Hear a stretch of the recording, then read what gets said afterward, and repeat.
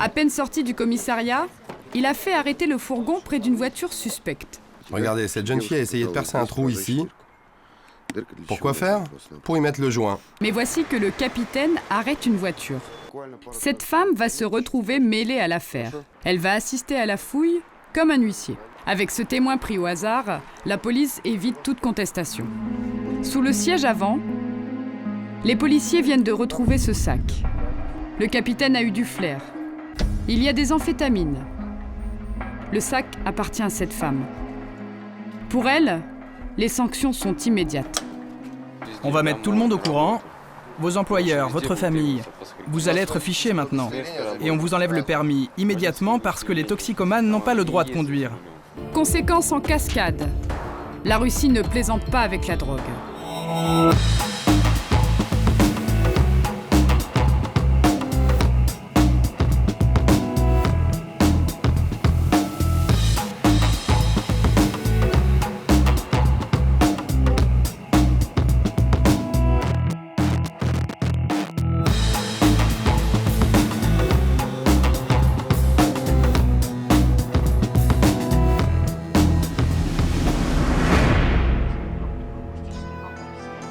Ce sont mes premières images de Saint-Pétersbourg. Lumière dorée et cathédrale au fil de l'eau. La Venise du Nord m'en met plein les yeux. Je me balade dans un décor riche et coloré. Une ville immense posée sur la mer Baltique. C'était le rêve d'un tsar, Pierre le Grand. Il en avait fait sa capitale comme une porte ouverte sur l'Europe. Mais entre-temps, elle fut aussi la ville de Lénine, Léningrad. Ne reste du communisme que les bibelots qui se vendent sur les marchés. Les nouvelles icônes sont capitalistes et trônent à tous les carrefours. Je n'imaginais pas le pays aussi riche. Il y a aussi les laissés pour compte, les babouchkas avec leurs petites retraites, et tous les soldats oubliés d'Afghanistan ou de Tchétchénie. Saint-Pétersbourg a aussi une sale réputation. Je garde en tête des bribes de journal télévisé. À la chute du mur, on l'appelait la capitale du crime. 5000 morts en 10 ans dans les règlements de compte de la mafia. Moi aussi, j'ai fait la une des journaux pour des crimes que je n'avais pas commis. C'était Outreau. C'était il y a 10 ans. Aujourd'hui, je garde une passion pour les affaires de police et de justice. Pendant mon séjour, je vais plonger dans la criminalité. Je partirai en patrouille avec la police de nuit. Je verrai les ravages de l'alcool et la faune des commissariats. Je remonterai les pistes, celles des violences d'extrême droite avec l'interview choc d'un leader néo-nazi, celle aussi du trafic de voitures avec la confession d'un mafieux aux 5 téléphones. Je serai témoin de la violence ordinaire, des bagarres de trottoir au crash de voitures. Je ferai aussi l'expérience de la violence gratuite, montée en spectacle avec le free fight, à mi-chemin de la boxe et du combat de gladiateurs. Pour m'ouvrir les portes, la jeune garde des journalistes russes, Yuri, Dasha et Natacha. Spécialistes des faits divers, ils m'entraîneront dans le monde de la nuit. Techno, champagne et cocaïne, avec parfois une descente des forces spéciales. Ce voyage dans les coulisses de la société me donnera les clés pour la comprendre. Comme un passeport pour le crime.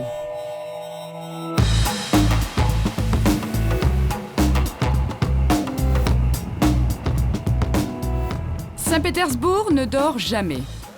4 millions d'habitants. Comme dans toutes les mégapoles du monde, la nuit est plus violente que le jour. Commissariat numéro 7, secteur central. Il est 20h. C'est la première fois qu'une télévision étrangère est autorisée à suivre la police de Saint-Pétersbourg. Mon tournage commence à l'Armurerie. Le numéro 10, s'il te plaît. Capitaine Banov, 40 ans. On nous donne des balles. De quoi remplir 2 chargeurs. Tout est en ordre. Apparemment, les armes sont strictement contrôlées. Ce sont des Makarov, les petits frères de la Kalash. Indémodables, ils sont sûrs et simples à manier.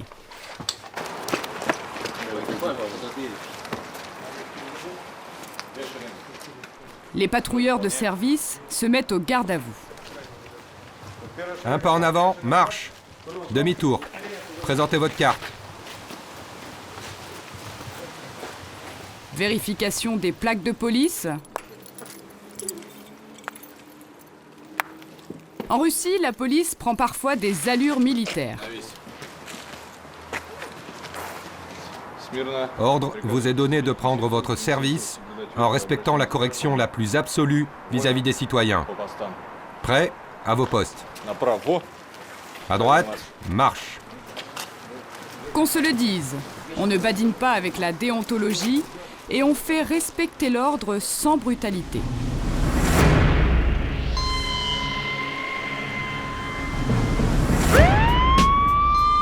C'est un samedi soir, pic d'activité pour la police. La patrouille ne va pas chômer. Dégagez votre véhicule. Dégagez, police. Premier appel, une bagarre à la sortie d'un bar.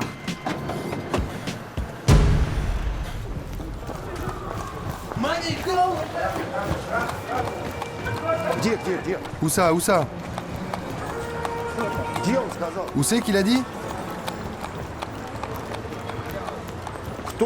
Qui? Chut, qui? Qui, je répète? Qui? J'ai vu personne, je sais rien. Monsieur, qui vous a fait ça? Faites voir. On t'a cassé le nez ou quoi? Les dents? 4 dents en moins et le nez cassé. Il y a peut-être aussi un traumatisme crânien. Applique le coton. On lui a cassé 4 dents rue Domskaya, numéro 9. Merci d'envoyer une ambulance au plus vite. Il saigne beaucoup, merci. Là.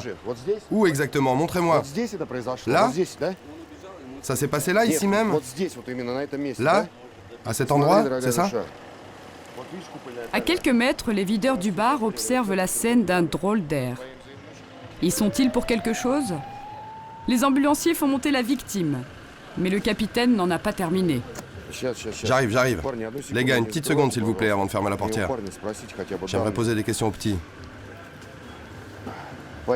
Mon petit, dis-moi, t'es en mesure de te concentrer là? Tu peux essayer de me parler maintenant? Allez, vas-y, dis-moi qui t'a fait ça.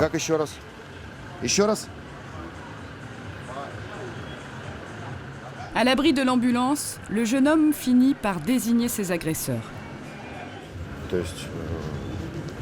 D'après ses dires, on l'a tabassé à coups de poing et à coups de pied. Ils étaient 3. Les 3 videurs du bar. Mais ils ont disparu. Le capitaine Banov part les chercher à l'intérieur.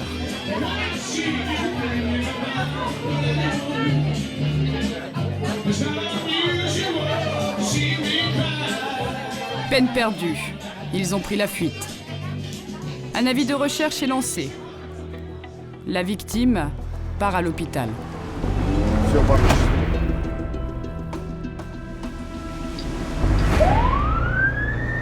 Nouvel appel. Une embrouille dans un restaurant. C'est à quelques rues seulement. Ici, les noctambules n'ont pas de problème de fin de mois.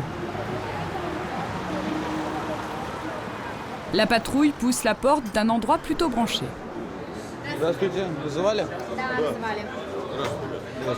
Vous êtes de la sécurité? Oui, je suis de la sécurité. C'est juste qu'il y a une table un peu agitée là-bas. Il y a même eu des coups de poing. Ok, allons voir. Au fond, ces 2 clients refusent de payer l'addition. On leur facture une bouteille de vodka qu'ils affirment ne jamais avoir commandée. Le problème, c'est qu'ils l'ont bu.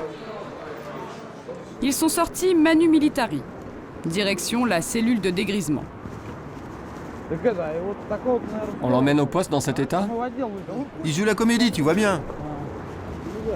Le premier a filé droit. L'autre va résister.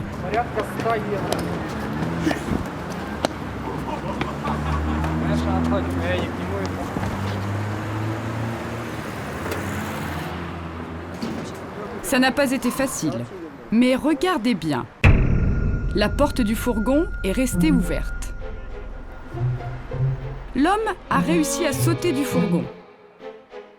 Mais au jeu du gendarme et du voleur, c'est la bouteille de vodka qui va faire la différence.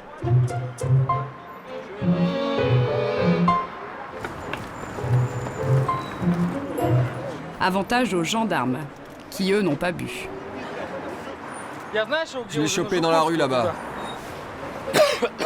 Excusez-moi, j'aimerais reprendre mon souffle. L'alcool, peut-être le fléau des fléaux en Russie. Et pour la patrouille, les interventions se suivent et se ressemblent.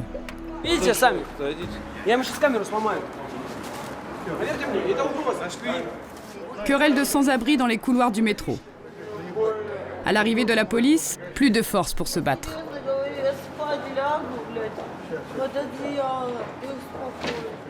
Pour les hommes, l'espérance de vie est tombée à 58 ans.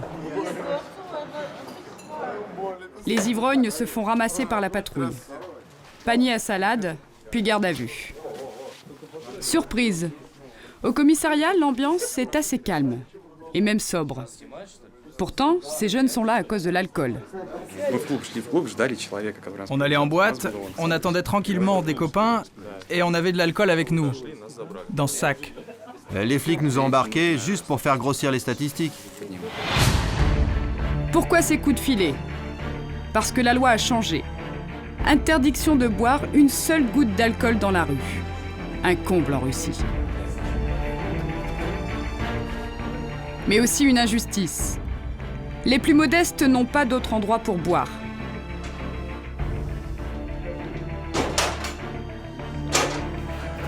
La jeunesse dorée, elle, s'enivre à l'abri. Et à 7 € le verre. « 7 h du mat. La patrouille de nuit est rentrée se coucher. Les hommes du capitaine Banov m'ont fait plutôt bonne impression.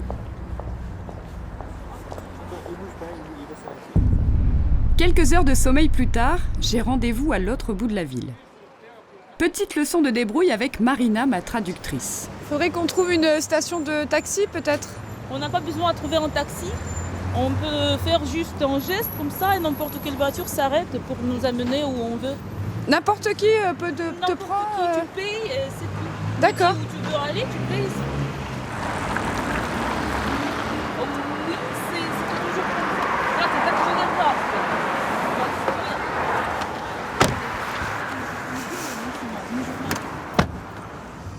Finalement, les gens sont assez sympathiques, je trouve, parce qu'on s'aide comme ça. Écoute, oui, mais ça peut être dangereux quand même. Il y a déjà eu des cas de problèmes, ouais. Bien sûr, tu peux être agressé, ça arrive. Quoi, genre je peux pas dire que des ça filles, arrive.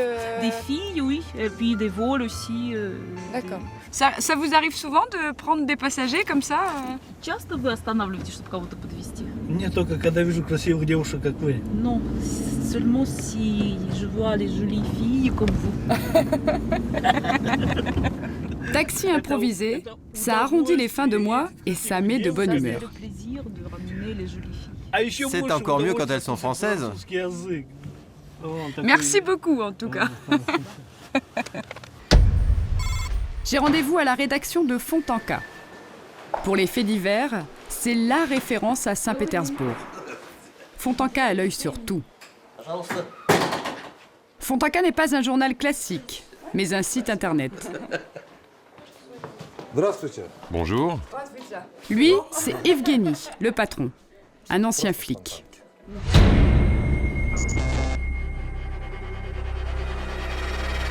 Evgeny dirige 20 journalistes et s'est choisi un emblème qui donne le ton. Les pirates attaquent pour voler de l'or et nous on vole des infos. À part ça, on se ressemble. Ces quelques mètres carrés sont le cœur même de notre site. C'est ici que l'information se cuisine. Il y a peu de collaborateurs, encore moins de mètres carrés, mais d'après ce qu'on raconte, nos infos sont les meilleures. Conférence de rédaction. L'ambiance est tendue. Une lettre anonyme reçue ce matin même dénonce un meurtre gratuit. Un meurtre qui aurait été commis par des policiers. 2 agents du FSB en état d'ivresse ont pris à partie M. Khatchatourian, qui rentrait chez lui. Ils l'ont violemment battu et quand il était à terre, ils lui ont tiré plusieurs balles dans la tête avec leur pistolet de service, un Assa. Incroyable! Les meurtriers seraient des officiers d'élite, membres de l'ex-KGB, rebaptisé FSB. Je vais d'abord vérifier dans le quartier si c'est vraiment arrivé, et puis on pourra partir de là pour savoir s'ils sont du FSB ou pas. Tatiana est chargée du dossier. Sous ses airs juvéniles, c'est une journaliste confirmée. Elle appelle ses sources au sein de la police. L'histoire est plausible. La police russe est connue pour ses bavures. Voici par exemple comment peut se terminer un carambolage.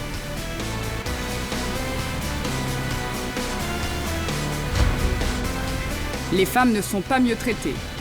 Ces images amateurs prouvent le tabassage. La police, elle, plaidera l'outrage.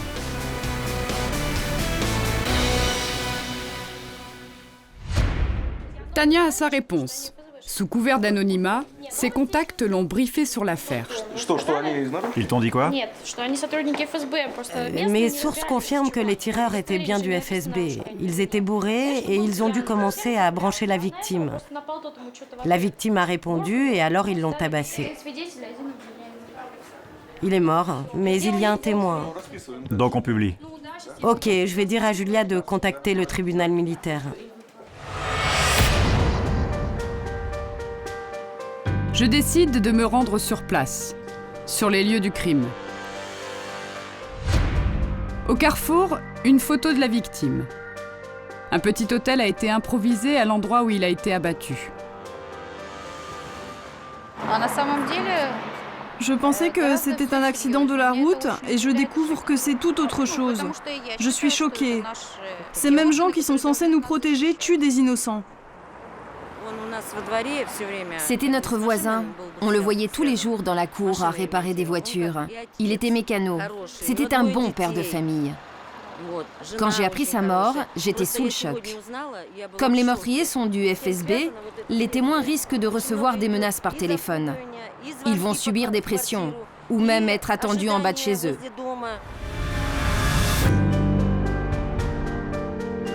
Cette voisine a raison de se méfier. Nous apprenons que les deux assassins présumés habitent le quartier et viennent d'être relâchés. Je frappe à la porte de la veuve, Natacha Katchatourian. Elle se terre chez elle et vit avec les rideaux fermés même en plein jour. Natacha et Sviadi sont d'origine arménienne. Ils se sont rencontrés et mariés à Saint-Pétersbourg. C'était il y a 12 ans.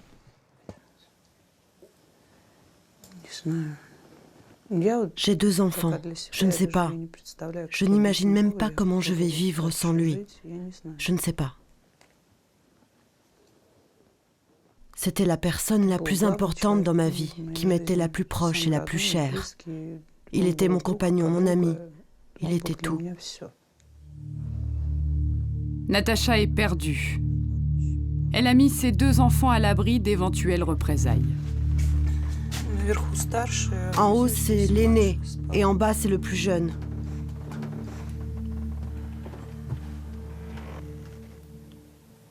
Je considère que de tels individus n'ont pas leur place au sein du FSB. Comment voulez-vous qu'on leur fasse confiance maintenant? Comment? Des forces de l'ordre comme ça? Je ne sais pas.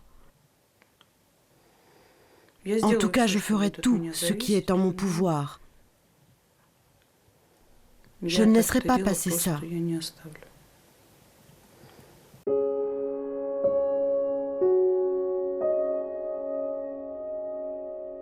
Une femme seule commence un long combat pour la justice.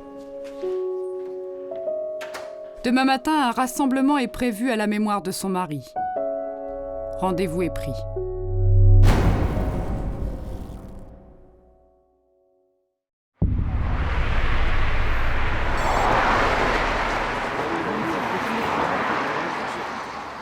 « 10 heures. Natacha mène le petit groupe. La famille, quelques amis. Pour ce dernier geste, ils ne sont qu'une poignée. Des Arméniens pour la plupart.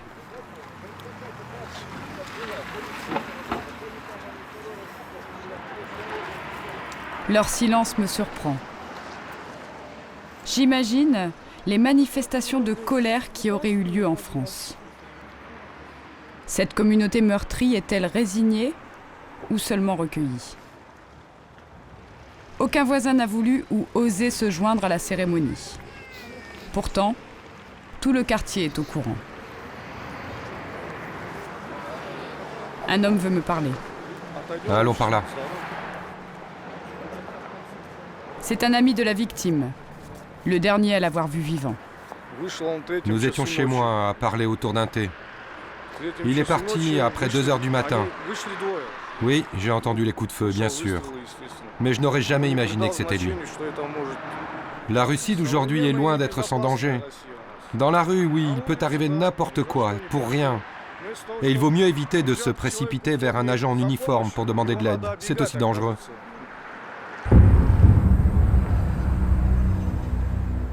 La justice russe saura-t-elle identifier et punir les coupables? Si la police s'attaque aux citoyens, le sentiment d'insécurité est sans limite. Les habitants de Saint-Pétersbourg ont pourtant bien besoin d'être protégés. Il y a ici 10 fois plus d'homicides qu'en France. Braquage, prostitution, drogue. Des faits divers choquent pour un JT qui n'a pas froid aux yeux, celui de TSB. 10 minutes par jour sur l'insécurité ordinaire à Saint-Pétersbourg. Et la reine du frisson, c'est elle. Elena Vishnevskaya. Elle présente depuis ce petit studio. Je dois me faufiler entre les câbles. Vous êtes présentatrice de l'émission depuis combien de temps? Ça fait 10 ans. Oui, 10.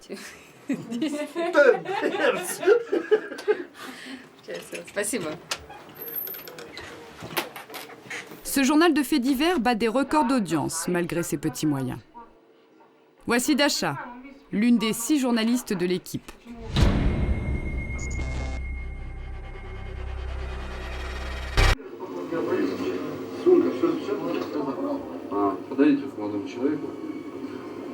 Qu'est-ce que vous faites là, Dasha? Là, je dérush un sujet que nous avons tourné le week-end dernier, samedi. Nous avons suivi dans une boîte de nuit une descente de la brigade des stupéfiants. On travaille très régulièrement avec la police. Il y avait les forces spéciales qui contrôlaient les clients du club pour savoir s'il y avait de la drogue sur eux. C'est un classique du métier. Pour alimenter l'antenne et fournir 10 minutes de crime chaque jour, le plus simple est de travailler avec la police. Moins 3 degrés. Oups, bien chaud. Dasha m'a donné rendez-vous le lendemain au commissariat numéro 64. Reportage du jour, l'arrestation de 2 dealers.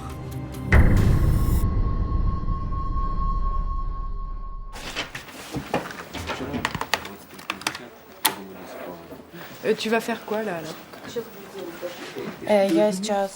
On va faire des interviews avec tout le monde sur l'affaire qui concerne ces 2 jeunes gens qui ont été interpellés.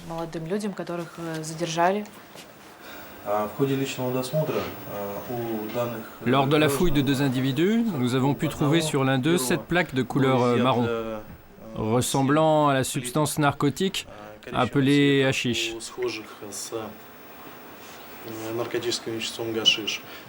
Et que disent les prévenus à ce propos?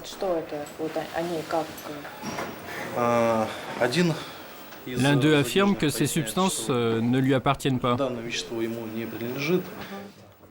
Dans ce sac plastique, le kilo de hashish saisi par la police. On n'a rien fait, l'enquête le démontrera. Quand on nous a arrêtés, on n'avait rien sur nous.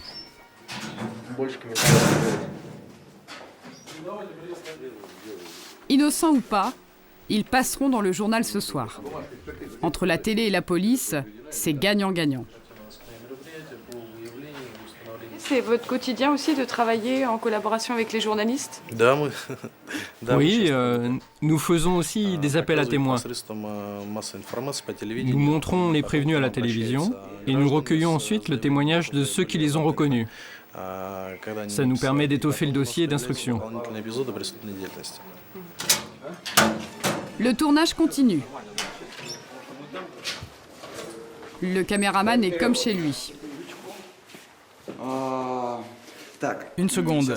Bon les gars, vous allez reculer un peu, vous allez me refaire votre entrée, puis vous fermerez la grille et vous ferez quelques pas droit devant vous. Les policiers jouent le jeu. Ils sont tous fans de l'émission.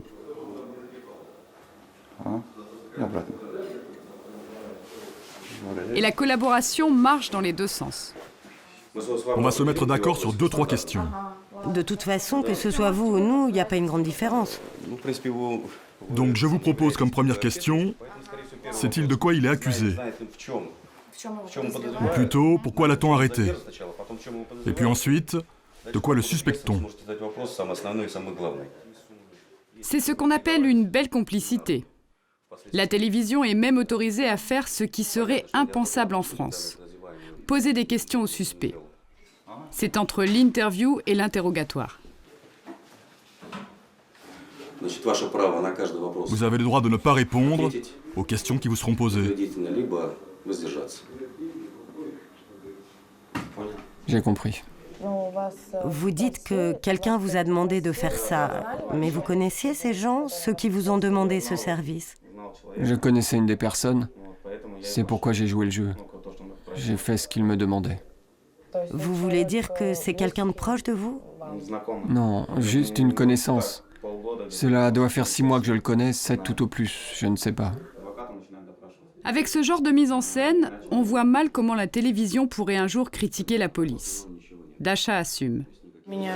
Cela ne me choque pas du tout. Je trouve qu'il est important de montrer les criminels. Voilà. Et je pense que dans une certaine mesure, les médias aident à élucider un grand nombre de crimes.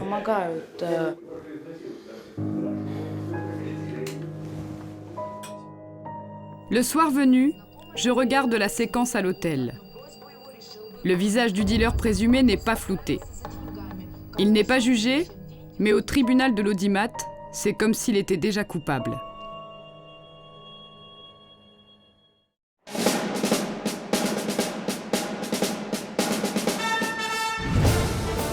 Du temps de l'Union soviétique, la télévision diffusait les procès des ennemis du communisme.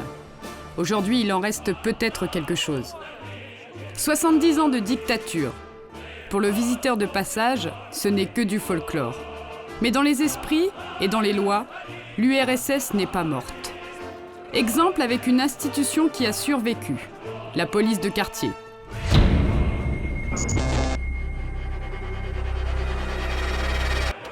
Lieutenant Alexandre Vinokourov, 27 ans. Il est en charge d'une partie du centre-ville, 500 appartements et des habitants qu'il connaît par leur prénom. C'est la police. Ouvrez, merci.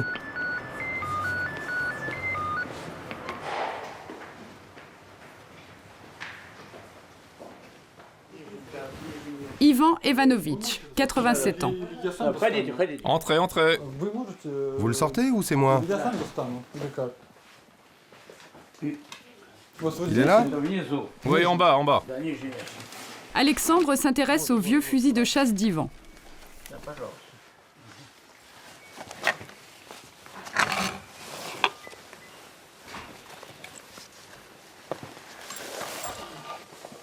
C'est un beau fusil de chasse. Pourquoi vous effectuez des contrôles comme ça chez les personnes qui ont des armes? Parce que beaucoup de crimes sont commis avec des armes non enregistrées. Pour faciliter les enquêtes, nous faisons un recensement et des vérifications. Ça nous fournit des données qui peuvent s'avérer utiles. Peut-être que le coup a été tiré avec cette arme-là. Oui, mais peut-être pas avec ce fusil de chasse. Au royaume de la Kalachnikov, les armes de guerre circulent sous le manteau pour moins de 100 $. Le fait que la police vienne vous contrôler comme ça ne vous dérange pas? Tout ça est fait dans notre intérêt. Il y a suffisamment d'armes qui circulent dans notre pays, comme dans le vôtre d'ailleurs. C'est bien comme ça. Allez, au revoir.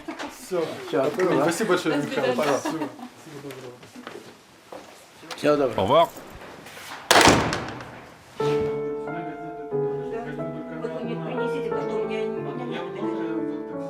Pour Alexandre, toujours le même accueil sympathique et coopératif. Cette vieille dame est l'une de ses meilleures informatrices. Elle a grandi sous l'ère soviétique. À l'époque, la dénonciation était un devoir citoyen.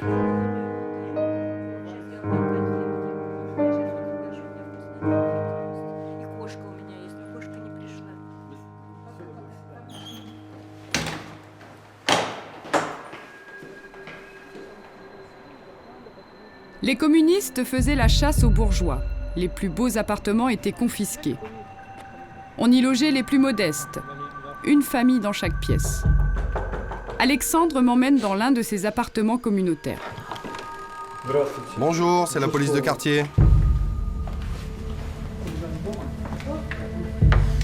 À l'intérieur, un bric-à-brac et des odeurs de cuisine. Plusieurs familles s'entassent ici. Et cette locataire est très en colère. Je suis encore en train de nettoyer les toilettes. En rentrant du travail, je les ai retrouvées dégueulasses. C'est leur faute à eux, là. Moi, je viens de me lever. Mais entrez, je vous en prie. Qui d'autre chez toi? Ben, ma femme.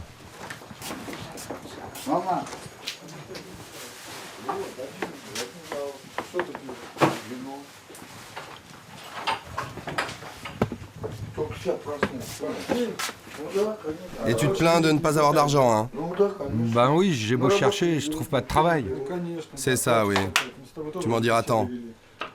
On en a déjà discuté tous les deux, pourtant. Ben oui, on en a déjà discuté.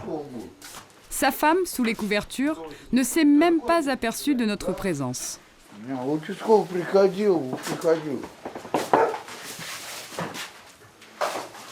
T'as entendu le chien? Ils sont à la maison, c'est sûr. Et qu'est-ce qu'ils font? Ils se saoulent? Ils pioncent, c'est con. Hé, Steva! Ferme ta gueule, putain! Oh, la tronche que t'as. Tout doux, oui, doucement. Il n'est pas interdit de se saouler chez soi. Alexandre ne peut rien faire.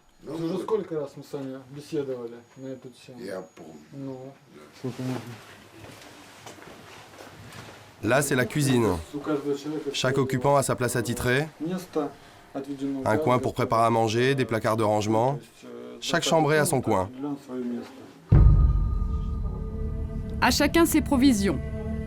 Et pour tous, cette baignoire. La cuisine fait aussi salle d'eau. C'est dans cette pièce que la promiscuité est la plus grande, avec parfois des envies de meurtre. Alexandre me raconte que cet homme a voulu poignarder ses deux voisines. Il était ivre. Il leur reprochait de ne pas ranger la cuisine. Ce soir, les couteaux resteront sagement rangés, grâce, peut-être, au travail de fourmi d'Alexandre. Je suis également persuadé que ce travail permet de diminuer le nombre d'infractions et de délits. C'est pourquoi le travail d'un policier de quartier est l'un des plus essentiels et des plus anciens. Il a plus de 80 ans.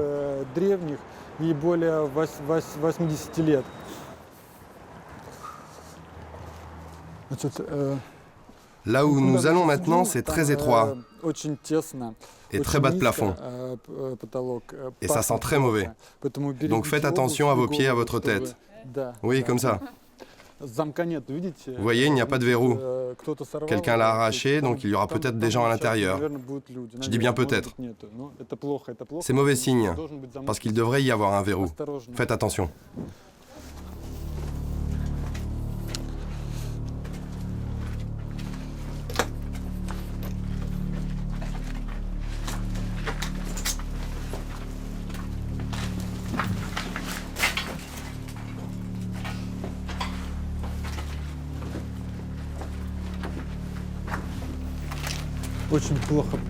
Attention, c'est des excréments.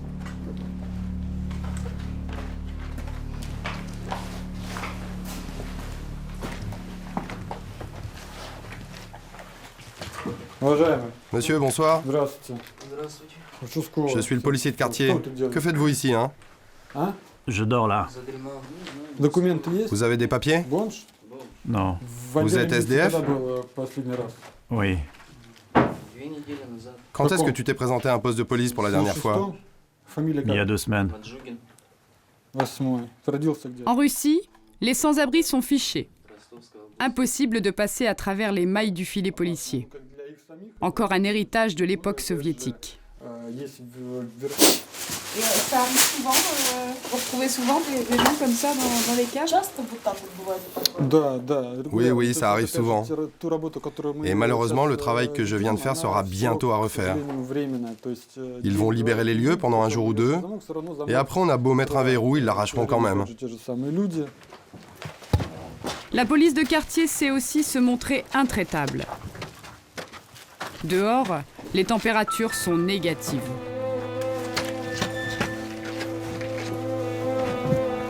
Merci beaucoup. Merci. Au revoir, Alexandre.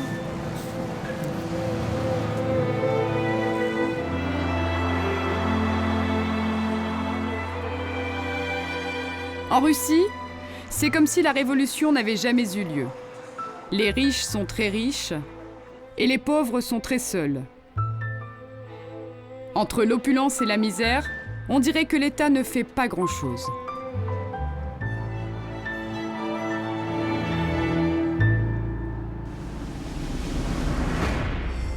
Je rentre à l'hôtel en taxi avec Vladimir, un ténor du volant.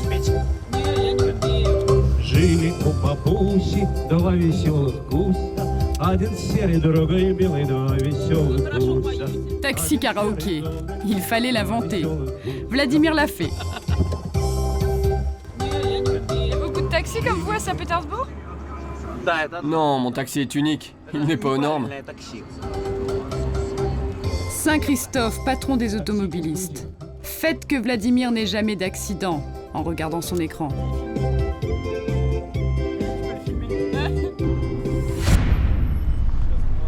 Un accident, je vais en voir un le lendemain matin. L'équipe de la télévision TSB est déjà sur les lieux.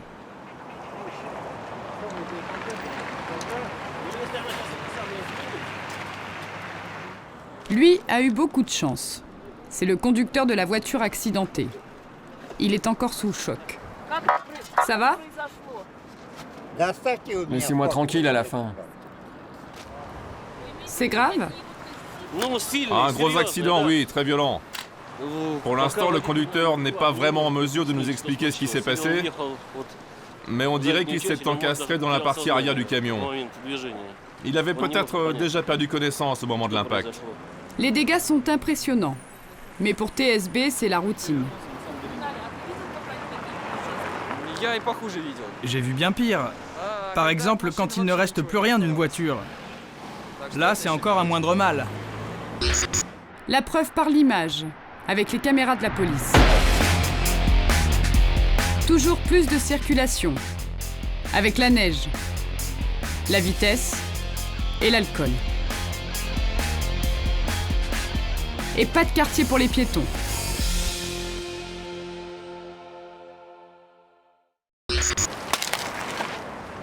En Russie, impossible de déplacer une voiture même égratignée avant l'arrivée de la police. Une question d'assurance. Du coup, à chaque accident, c'est l'embouteillage assuré. Pour fluidifier le trafic, Vitali, le caméraman, a bien une petite idée. Les femmes au volant, c'est plutôt dangereux. Dans la majorité des accidents de la route, c'est une femme qui est impliquée. Un brin macho, l'homme russe. Sur la route, la police veille. Il y a les chauffards et puis tous ceux qui ont quelque chose à se reprocher. Comment les repérer dans le flot des voitures? Avec cet œil électronique. Il reconnaît les plaques d'immatriculation en temps réel et les compare avec le fichier du banditisme ou de la violence routière. Regardez bien. Le capitaine est en train de nous vanter cette technologie. Le conducteur impliqué dans un accident avec des victimes. La Lada est partie sur les chapeaux de roue.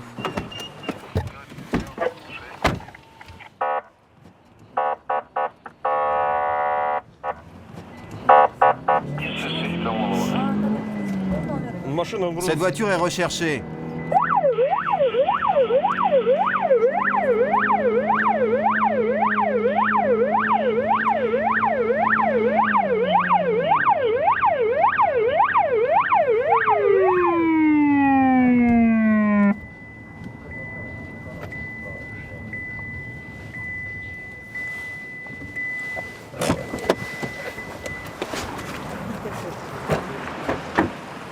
Au bout de la course-poursuite, pas de mafieux en cavale, mais une simple conductrice, tout étonnée d'être arrêtée. Vous savez que votre véhicule est recherché? Vous l'ignoriez? Alors je viens de vous faire une bonne surprise.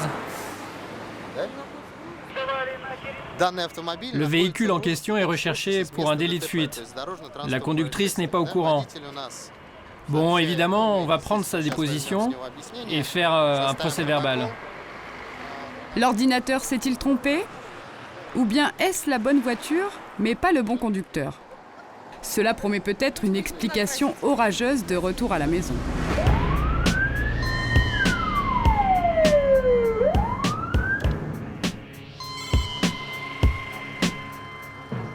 Je retrouve le capitaine Banov pour une deuxième nuit de patrouille. À peine sorti du commissariat, il a fait arrêter le fourgon près d'une voiture suspecte. T'entends, elle voulait faire un trou. Regarde, elle avait déjà commencé. Un trou dans une bouteille. Pour la patrouille, c'est comme un flagrant délit. Restez ici, s'il vous plaît. Pourquoi vous étiez en train de faire ça? Juste comme ça, pour m'amuser. Quoi? Oui, juste comme ça. Regardez, cette jeune fille a essayé de percer un trou ici. Pourquoi faire? Pour y mettre le joint. Après, la fumée remplit la bouteille, on dévisse le bouchon et on aspire tout.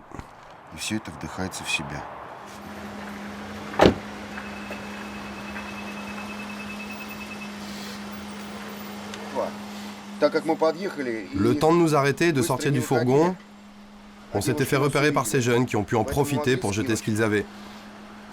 Des sachets en plastique, une boulette d'alu, des trucs dans ce genre-là, quoi. Fouille au corps dans le fourgon. Mais voici que le capitaine arrête une voiture. Bonjour, c'est le capitaine Banov de la section principale. Je vous prie de m'excuser, c'est juste l'affaire de quelques minutes. Pouvez vous arrêter, s'il vous plaît? Cette femme va se retrouver mêlée à l'affaire. Je dois filer à l'aéroport. C'est possible de faire ça rapidement? En fait, le capitaine vient de recruter une auxiliaire.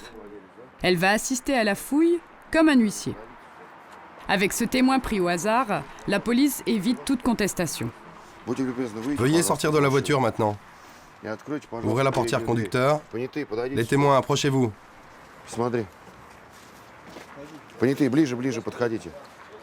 Peut-être que la présence des deux témoins va vous mettre dans le bon état d'esprit. Vous n'avez rien sur vous?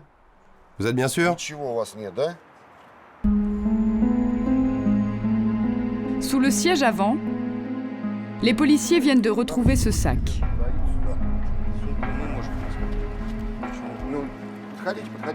Ouverture sous le regard du témoin.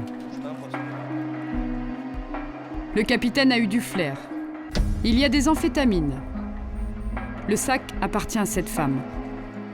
Pour elle, les sanctions sont immédiates. On va mettre tout le monde au courant. Vos employeurs, votre famille. Vous allez être fichés maintenant. Et on vous enlève le permis immédiatement parce que les toxicomanes n'ont pas le droit de conduire. Mais je suis pas toxico, moi. Oui, tout le monde dit ça, vous savez. Conséquences en cascade. La Russie ne plaisante pas avec la drogue. Direction le commissariat pour un interrogatoire. L'automobiliste témoin doit suivre elle aussi. Sa soirée est fichue. Il est 2h du matin. Dans les cellules, les gardés à vue dorment déjà. La toxicomane présumée reconnaît les faits. Mais elle a une explication. C'est parce qu'elle est mère de famille que tout cela est arrivé. J'en ai pris pour me faire une opinion. Si jamais un jour mes enfants y goûtent, ou que quelqu'un leur en propose, je saurai ce que ça fait. C'est de la curiosité, voilà tout. L'automobiliste prise comme témoin prend son mal en patience. Il est bientôt 4 heures du matin. Pour que la loi soit respectée, il faut que chacun mette du sien. De toute façon, c'est la règle. Les gens savent qu'ils peuvent faire appel à la police. Alors, quand la police fait appel à eux, c'est normal que les citoyens répondent présents. Sinon, il n'y a pas d'ordre. Bel exemple de civisme. Et en même temps, quel aveu. Comme si, sans témoin, la police allait forcément manipuler la procédure. La mère de famille signe sa déposition. Elle va finir sa nuit en cellule.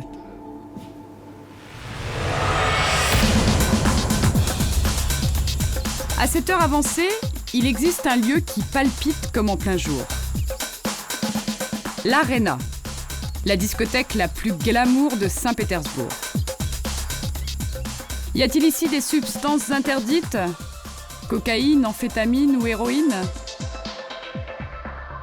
En tout cas, la drogue est devenue la première cause de mortalité chez les jeunes Russes. Les autorités lui ont déclaré la guerre.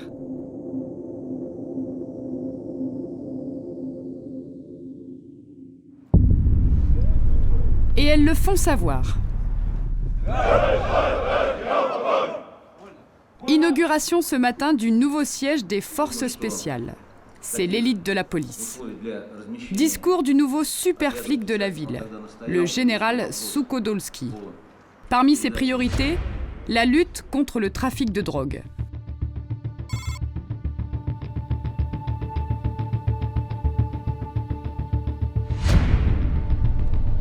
Le lendemain, je pars sur le terrain avec les forces spéciales.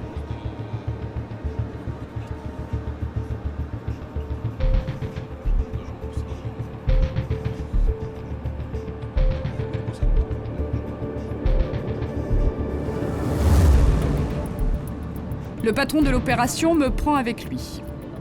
Interdiction de montrer son visage. L'objectif, une boîte de nuit à la périphérie de Saint-Pétersbourg. Nous nous sommes rapprochés de la discothèque. On est maintenant à 5 minutes. Si jamais il y a une transaction, nous pourrons agir immédiatement et obtenir le flagrant délit. Un policier est déjà à l'intérieur, en civil. Le patron attend son feu vert pour intervenir. 1 heure plus tard, un SMS.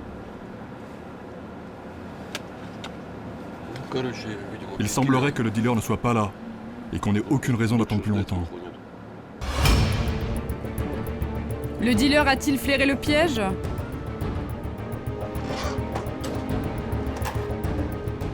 Les hommes en noir débarquent en force.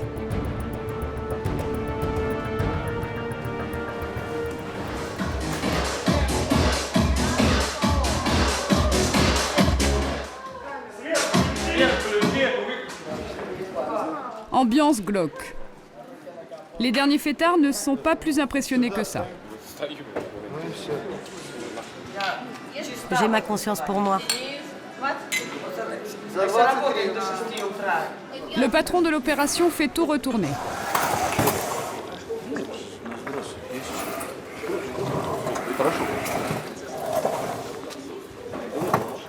Et dans la salle de billard, Vous voyez qu'on n'a pas mis fin aux festivités pour rien. Ça, ce sont les amphétamines. Toi, tu continues à fouiller les lieux, d'accord? des sachets, ils en trouveront d'autres, derrière la platine du Didier.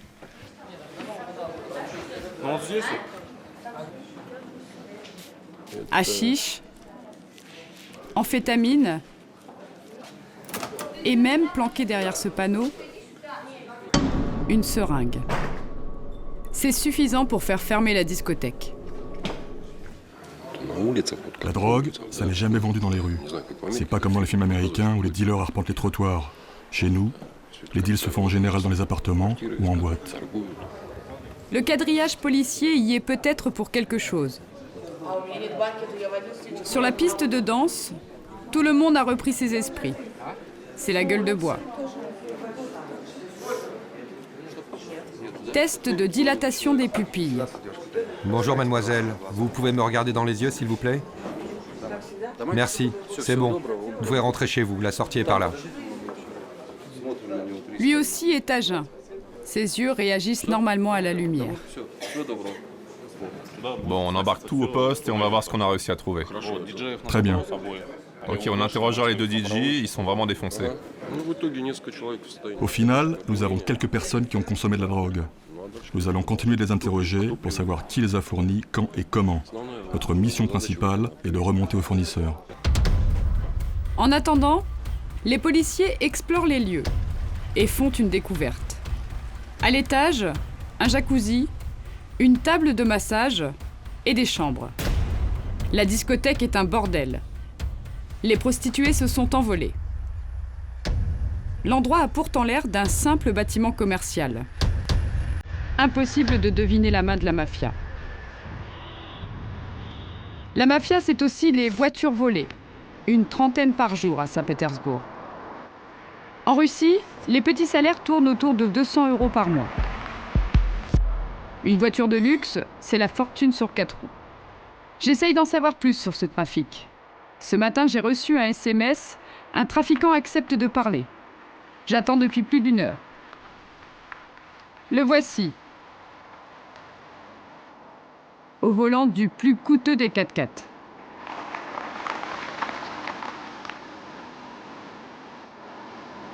T'arrives ?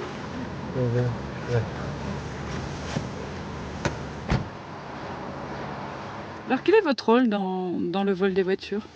En fait, quand une voiture est volée, les voleurs me la vendent pour que je l'officialise.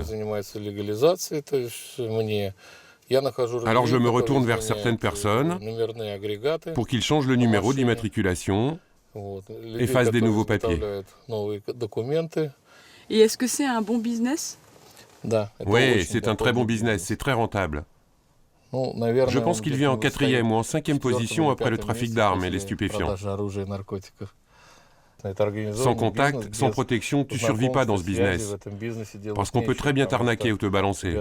Si tu fais pas ce qu'il faut, tu tombes à la première voiture.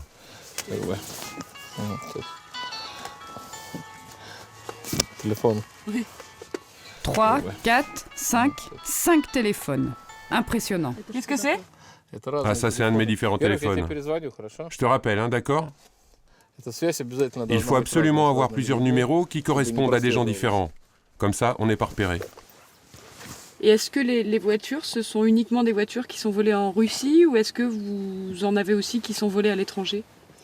Non, non, je ne fais pas ça qu'en Russie.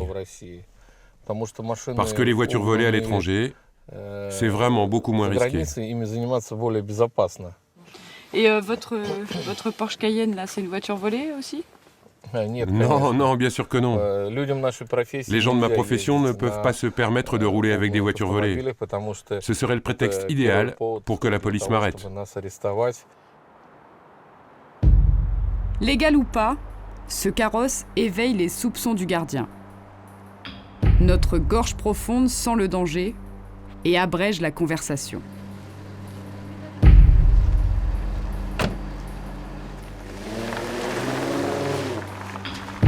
La mafia russe a exporté son savoir-faire. Elle contrôle le trafic de voitures volées dans toute l'Europe. Et c'est la spécialité de Yuri, un jeune journaliste d'investigation. Son cheval de bataille même.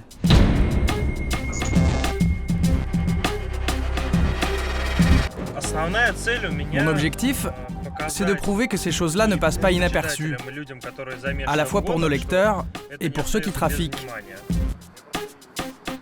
Yuri nous conduit à la fourrière. Derrière ces grilles, des voitures volées qui attendent leurs propriétaires. Yuri a rendez-vous avec un de ses contacts, un homme clé qui enquête pour le compte des assurances. Ce numéro, c'est la carte d'identité de la voiture. Il est faux, comme cette plaque. La voiture a été volée et l'identité maquillée à Saint-Pétersbourg. C'est grâce aux informations du boîtier électronique que j'ai finalement retrouvé le numéro d'origine et son propriétaire. Yuri prend des photos pour illustrer son futur article. C'est dangereux ? Bien sûr que j'ai peur. Mais sinon, à part moi, qui va le faire? Sans surprise, il y a la grosse berline allemande et 4x4 de luxe. Plus surprenant, des tractopelles. En Russie, on vole tout ce qui roule. Il suffit d'être bien outillé. Ça, c'est l'outil préféré des voleurs. Je l'ai retrouvé dans la voiture. Avec ça, vous ouvrez toutes les serrures de la même marque. Regardez, ici, c'est écrit Mazda. Ça s'appelle un crochet. Je vais vous montrer. Vous introduisez, vous faites tourner, et voilà. Pas besoin de casser le carreau avec ce genre de passe-partout. Mais les voleurs ont un outil encore plus efficace, à qui rien ne résiste. Quelqu'un qui veut voler une voiture a toujours dans sa poche, en fonction de la voiture, une liasse allant de 1000 à 10 000 $. Si la police l'attrape en flagrant délit, il sort l'argent et peut s'en aller. Et parfois même au volant de la voiture qu'il vient de voler. Quelle corruption! Arrivez à acheter ceux qui viennent de vous arrêter. J'ai du mal à le croire. Yuri pourtant va me convaincre. Direction la police routière. Là, c'est l'antenne de la police routière. Et là, c'est le garage des patrouilles.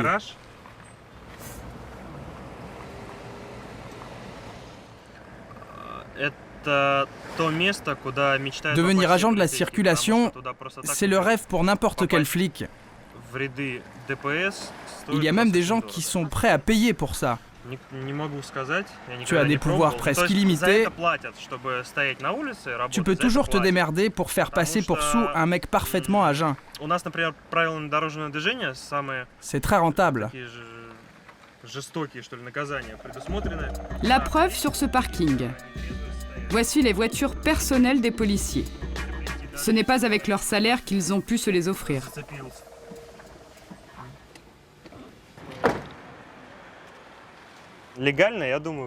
Acheter une telle voiture légalement, c'est quasiment mission impossible pour un policier. Son salaire est entre 500 et 600 €. Alors qu'une voiture pareille coûte au bas mot 28 000 €. C'est uniquement avec la corruption et les pots de vin qu'il peut se permettre un tel luxe. Regardez sur celle-ci, la plaque est même gravée. MVD, ministère de l'Intérieur. Une imprudence. Avec cette plaque, le propriétaire a trahi son appartenance à la police. Comment pourra-t-il justifier son achat? Yuri essaye de le rencontrer. Peine perdue.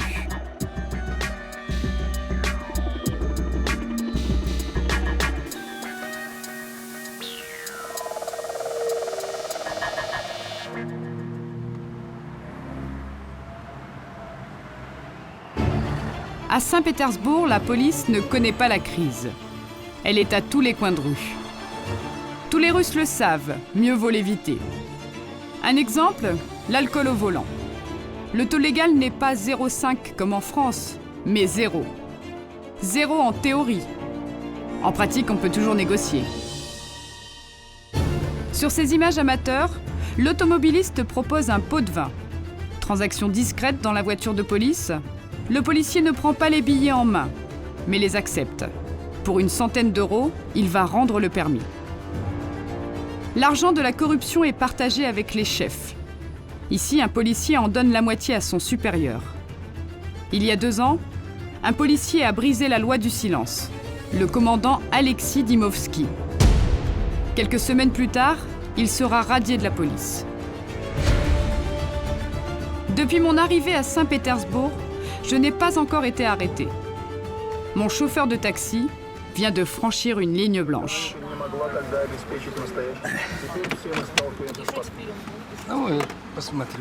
Restez assis, je vais voir.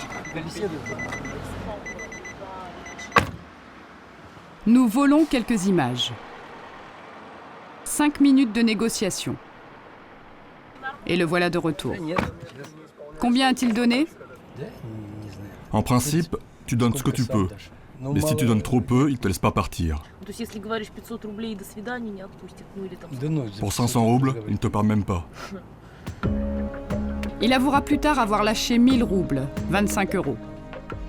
Pas facile d'admettre la corruption, surtout pour celui qui est corrompu. Mais je vais recueillir un témoignage exceptionnel. Un gradé qui accepte de dénoncer ce qu'il appelle le système.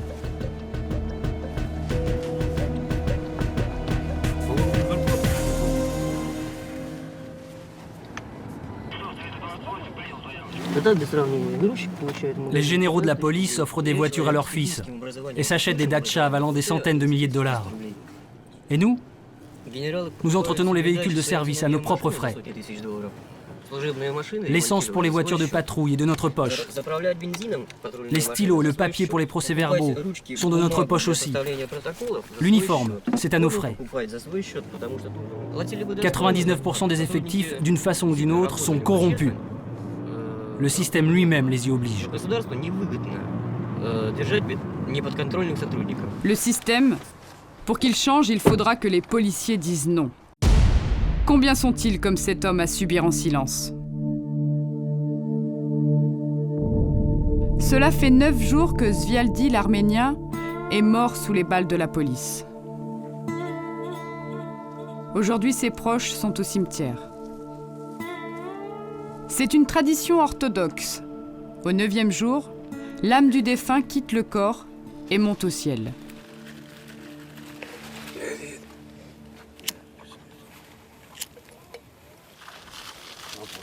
Natacha la veuve serre son fils. Il fait très froid autour du disparu. Pour se réchauffer les uns les autres, la vodka circule.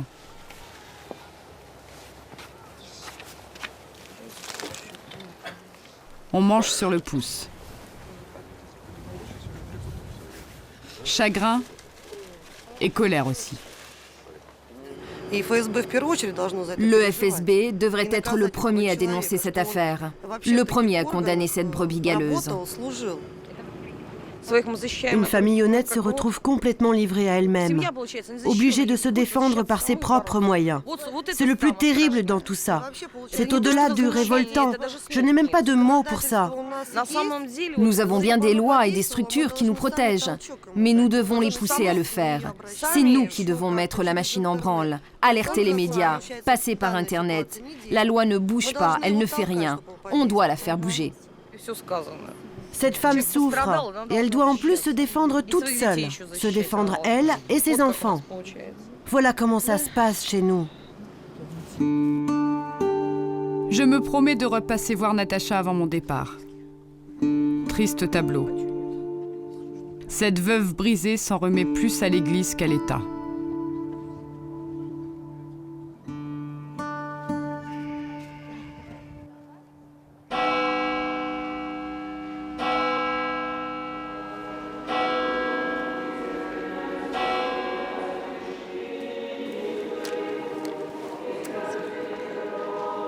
Face à l'arbitraire, face à la corruption, les victimes sont bien seules en Russie. Au dehors, la société est brutale. Dans la pénombre des églises, il y a des paroles rassurantes et des musiques sacrées.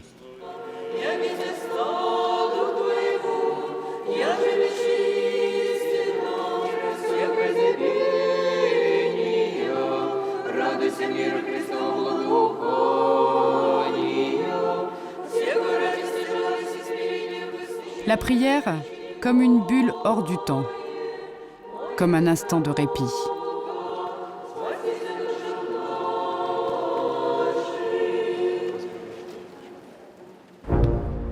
Au dehors, il y a quand même quelques individus qui se lèvent contre l'État, contre les abus de pouvoir.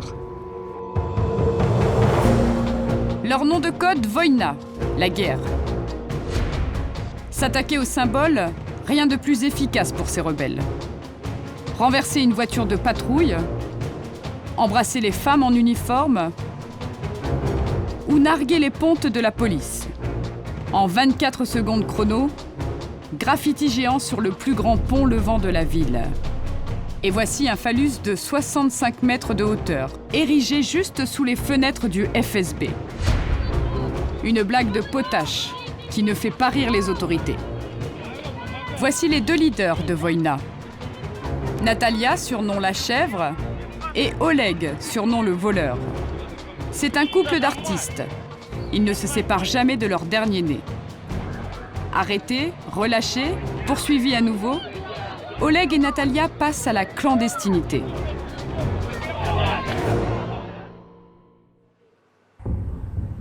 Ni téléphone, ni adresse. Mais je finis par obtenir un email. Rendez-vous est pris. 19h30 devant le musée de la Marine.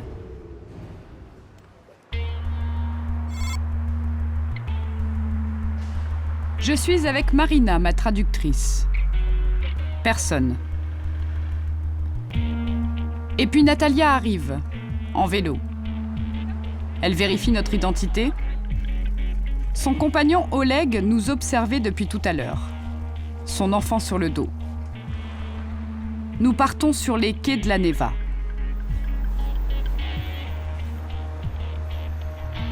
Je vous propose de descendre quelques marches, histoire de ne pas attirer l'attention. Pas de promeneurs. Il fait -5 degrés. J'ai sur mon ordinateur les images de leurs exploits.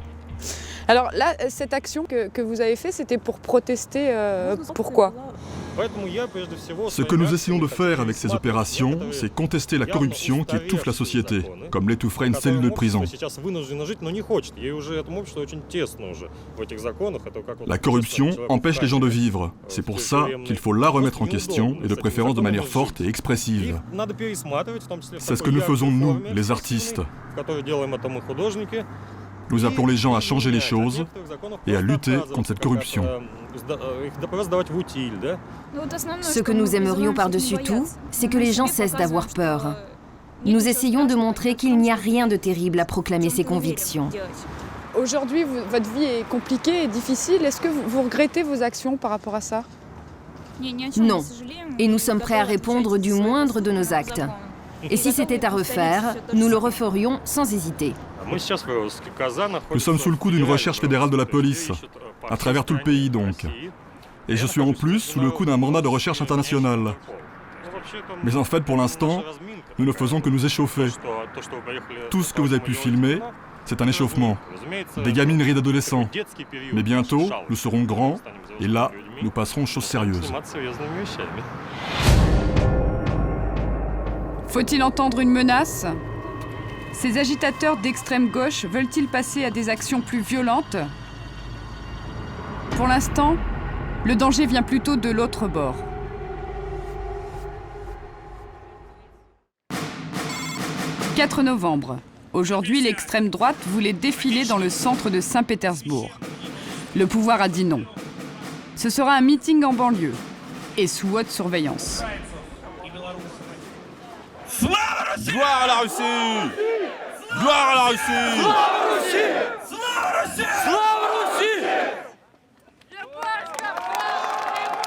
Dans la foule, crâne rasé et visage cagoulé.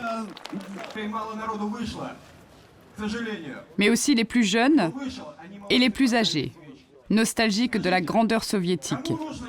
Ce 4 novembre, l'extrême droite commémore une très vieille bataille. Il y a 400 ans, les Russes chassaient les envahisseurs polonais. Aujourd'hui, c'est une autre invasion qui fait peur. Pourquoi viennent-ils ici? Ils viennent prendre nos emplois et ils viennent nous tuer. Et en plus, ils volent l'argent des programmes d'aide du gouvernement. Vous comprenez ça? Ils, les étrangers bien sûr. Mais il y a plusieurs catégories apparemment. Moi, je pense que le vrai problème, c'est le pouvoir qu'on donne aux Juifs. Ils en profitent pour faire venir sur notre terre des hordes de culs noirs d'Asie et du Caucase. Sans Youpin, plus de culs noirs. Je veux dire, sans Youpin, on leur fera un tel accueil à ces culs noirs que leurs arrière-petits-enfants chieront dans leurs frocs, rien qu'à imaginer ce que leurs grands-pères auront subi. De la haine à l'état brut.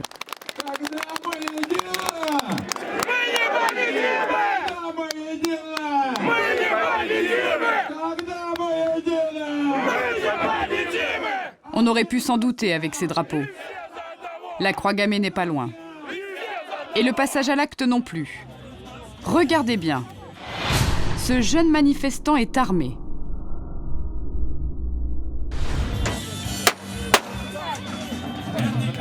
Un tir en l'air, comme une sommation. Parfois, il n'y a pas d'avertissement. Moscou, décembre 2010. 5000 crânes rasés déferlent dans les rues pour venger l'un des leurs. Chasse à l'homme et délit de faciès. Heureusement, la police s'interpose. 30 blessés, dont 6 graves, le pire est évité.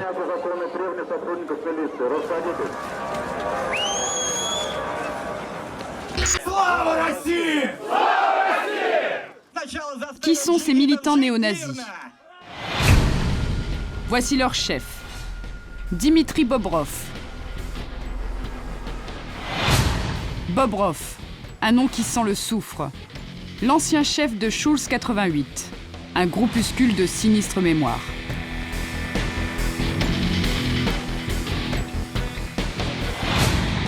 Au début des années 2000, il semait la terreur à Saint-Pétersbourg.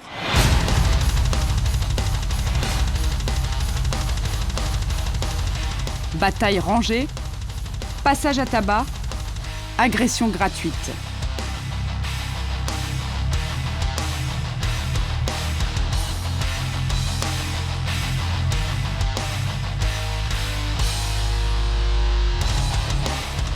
L'ultra-violence allait jusqu'à l'irréparable.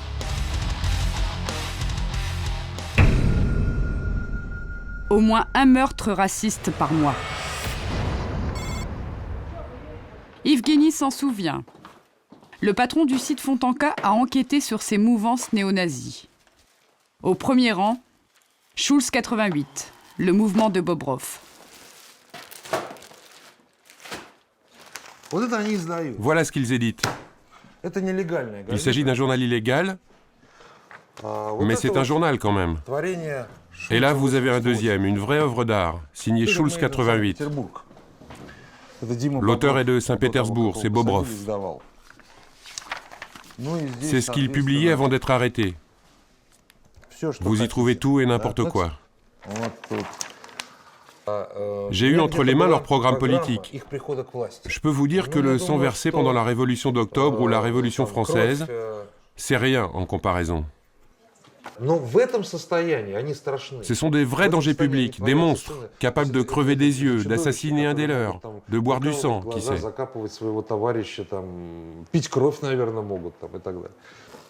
Et là, il s'agit du corps découvert par la police d'un de leurs combattants. Ils avaient décrété que c'était un traître. Et un traître, ça s'exécute. Des dangers publics.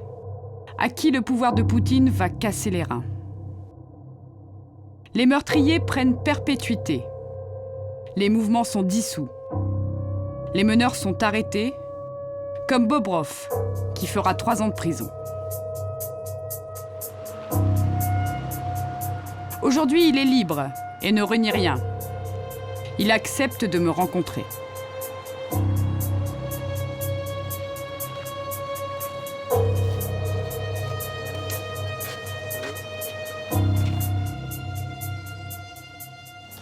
Vous êtes le fondateur du groupe Schulz 88. Où en est votre groupe aujourd'hui? Ça fait longtemps que le tribunal a interdit notre organisation. La majorité de nos membres ont été condamnés et la plupart purgent encore leur peine aujourd'hui, y compris certains qui ont écopé de la perpétuité. Donc notre organisation n'existe plus. Mais beaucoup de nos anciens membres continuent la lutte avec des méthodes totalement différentes. Que pensez-vous de la jeune génération? Est-ce qu'elle partage vos idées? Ils sont de plus en plus nombreux à nous soutenir. Vous qui avez assisté à la marche russe, vous avez dû remarquer que la plupart des participants étaient des jeunes. Et nous sommes soutenus par des gens qui viennent de tous les milieux sociaux. Nous avons le peuple et l'opinion publique derrière nous. En fait, Le discours public au cours de ces dernières années est devenu complètement nationaliste. On n'aurait jamais pu l'imaginer à l'époque. Aujourd'hui, ceux qui participent à nos événements sont une toute petite partie seulement de ceux qui nous soutiennent. Curieux paradoxe. Bobrov et ses néo-nazis auraient perdu la bataille de la rue, mais gagné celle de l'opinion. Je vais m'en rendre compte le lendemain.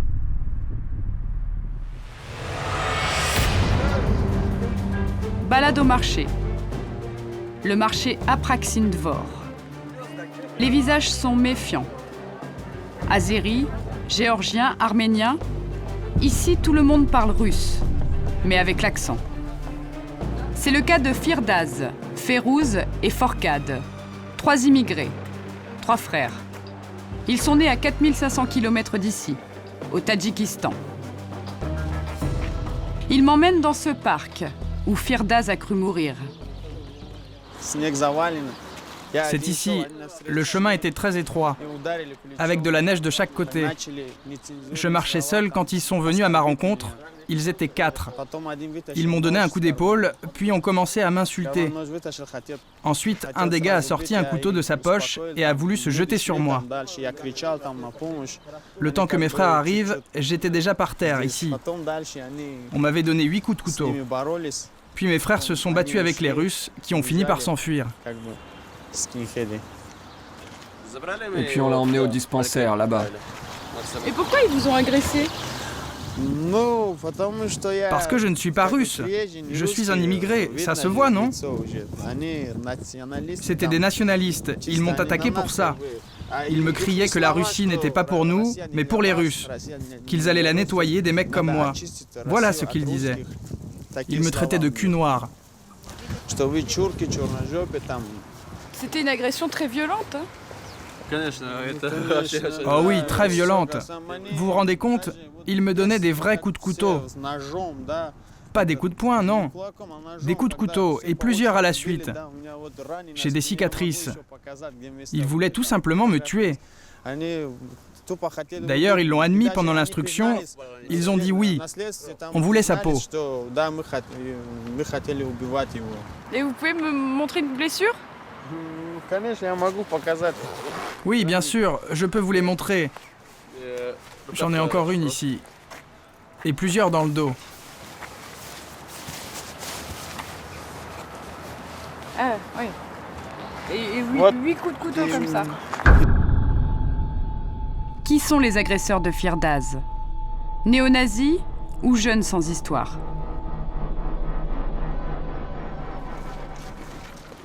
Ils se réunissent ici tous les samedis, très tôt le matin. Il y a une salle de sport là-bas. Vous voyez? Oui, c'est leur salle de sport. Ils y viennent tous les samedis pour s'entraîner. C'est là-bas, quelque part derrière ces bâtiments.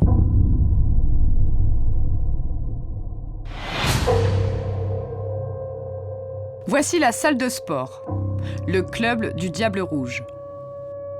Beaucoup de jeunes et un entraîneur aussi musclé que méfiant. Il nous refuse l'entrée. Cet homme, c'est Roman Sentsov, champion d'un sport illégal en Europe, le free fight. 1,85 m pour 104 kg. Pour la boxe, ce serait un beau gabarit. Mais Sentsov ne fait pas de boxe.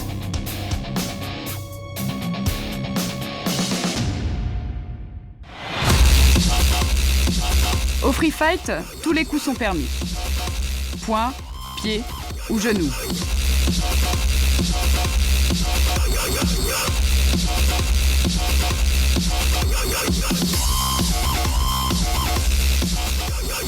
L'arbitre laisse couler le sang. Un tournoi est programmé pour le surlendemain. Direction les quartiers nord. Immeubles récents et pelouses impeccables. Ici, les appartements coûtent cher. Le free fight séduit les classes moyennes. À l'extérieur du gymnase, une quinzaine de policiers.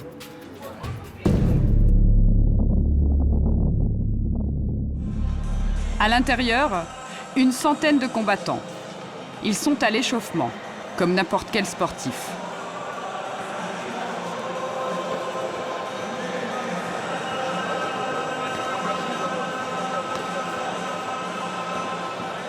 Car oui, pas de doute, c'est bien un sport. Ce serait même bon pour la santé. N'est-ce pas, Michael? Nous faisons partie des gens qui se battent pour un mode de vie sain. Contre les drogues, l'alcool, les cigarettes. En gros, pour le triomphe du sport. Un esprit sain dans un corps sain. Enfin, il y a quand même ce tatouage 88. Un vieux code. 8, c'est pour la 8e lettre de l'alphabet, le H. 8-8 égale HH, c'est-à-dire Heil Hitler. Vous me demandez si les 2-8 c'est pour Heil Hitler? Non, non, ça n'a rien à voir. Ce sont les 88 commandements en fait, les commandements de la nature. C'est pas beau de mentir comme ça.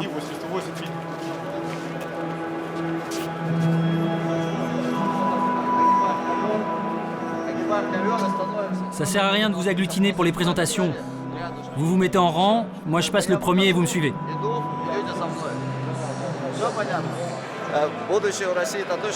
Avec des jeunes comme ça, c'est sûr que l'avenir du pays est assuré. Chacun de nous est prêt à se battre pour son pays, à défendre nos proches et notre famille dans les moments difficiles. Ici, on n'élève pas des sportifs, on élève des guerriers. Ici, l'essentiel n'est pas de participer, mais de vaincre. Les tatouages annoncent la couleur. Les free fighters se battent pour de drôles de drapeaux, de drôles de slogans. Celui-là, savoir, combattre, posséder. Celui-ci, vive le règne de la race blanche. Si le free fight est un sport, alors c'est un sport fasciste. Nous avons parmi nous plusieurs vétérans, des membres des forces les plus performantes et les plus prestigieuses de notre pays. Les Spetsnaz, on les applaudit. Encore plus fort, c'est un officier commando qui patronne la compétition. Bonjour à tous. Un immense merci à vous tous. Car c'est un vrai bonheur pour l'âme et pour les yeux de voir tous ces hommes capables de défendre leur patrie, de défendre leur famille, de défendre leur propre personne et leurs prochains. Merci. Scène surréaliste. Le vétéran distribue des médailles aux poussins. L'endoctrinement commence au plus jeune âge.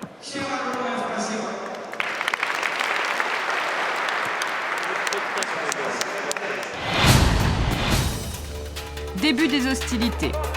Les victoires se font par abandon ou par chaos.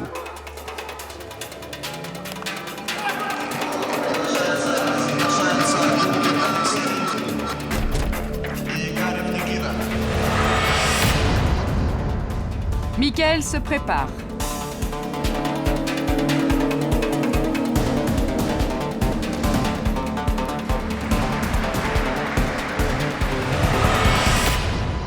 Et c'est parti pour 3 minutes de combat.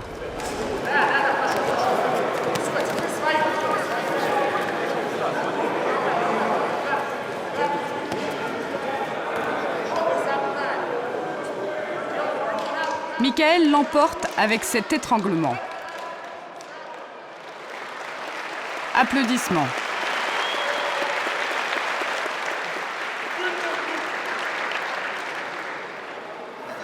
Je suis super content, j'ai gagné et je suis très content. Je suis toujours prêt pour le combat.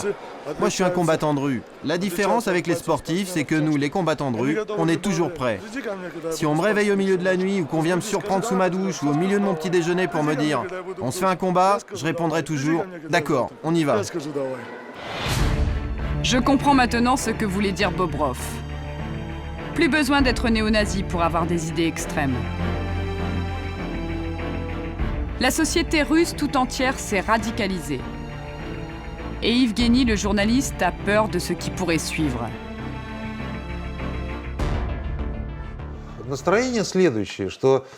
L'état d'esprit général en Russie est le suivant. Il y en a assez de tous ces immigrés, virons-les. Et si l'État n'y arrive pas, quelqu'un doit prendre le relais. Bon, quand les choses vont jusqu'au meurtre, les gens reculent. Tuer, c'est mal. Donner une correction, pourquoi pas. Mais tuer, non. Mais avec les extrémistes, c'est différent. Avec eux, ce qu'il faut craindre, c'est qu'ils aillent plus loin, qu'ils se mettent à faire des bombes.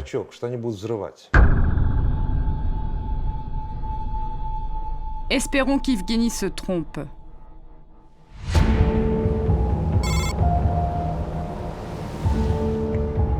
Dobrevitch, il y a Karine. C'est l'heure du départ. Avant de rentrer à Paris, je vais faire mes adieux à Natacha. Cette femme en deuil qui m'a tellement touchée.